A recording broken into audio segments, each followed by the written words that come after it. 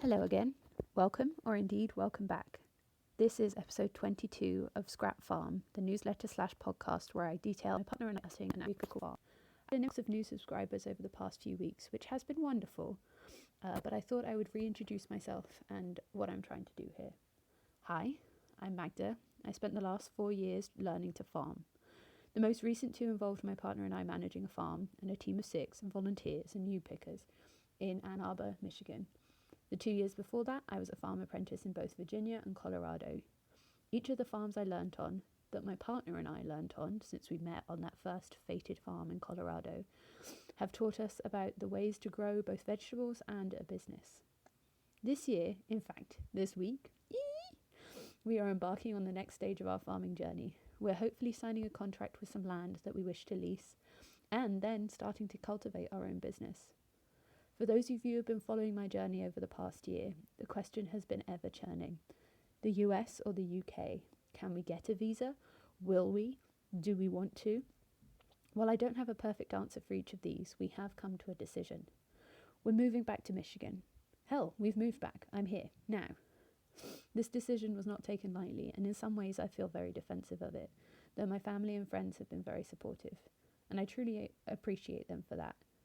But in the end, it was a decision that had to be made between my partner and myself, and we could no longer prolong the liminal stage that we were in.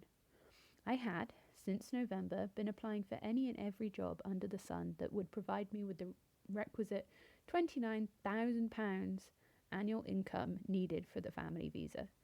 For anyone about to ask why we didn't just get married, unfortunately, it doesn't work like that. You can be married or live together for over 4 years like we have, and still need the ordained income to prove that we won't be a drain on society.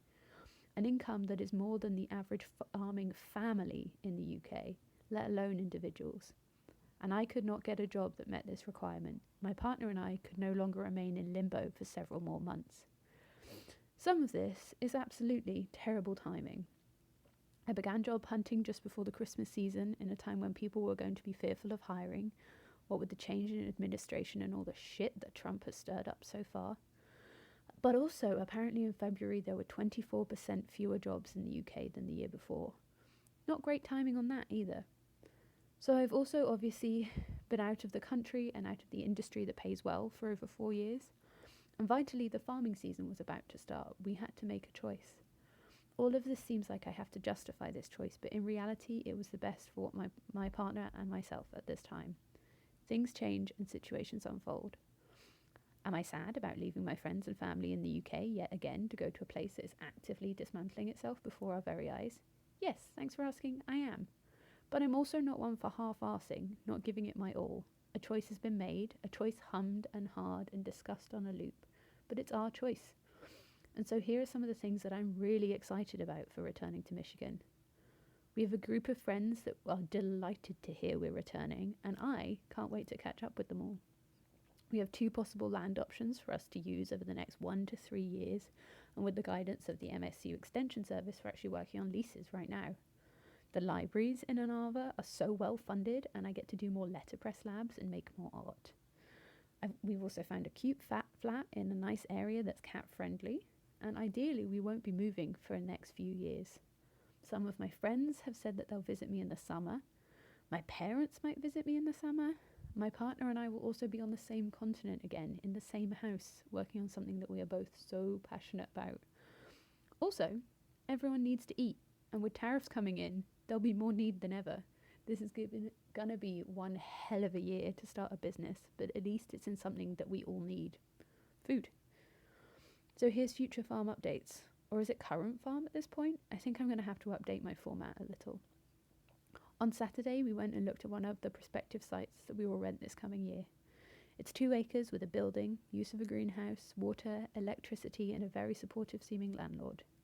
Hopefully this week we will also tour the other site, which is a smaller half-fenced acre with water/electricity access, use of barns, and on a working seed farm, also with very supportive landlords.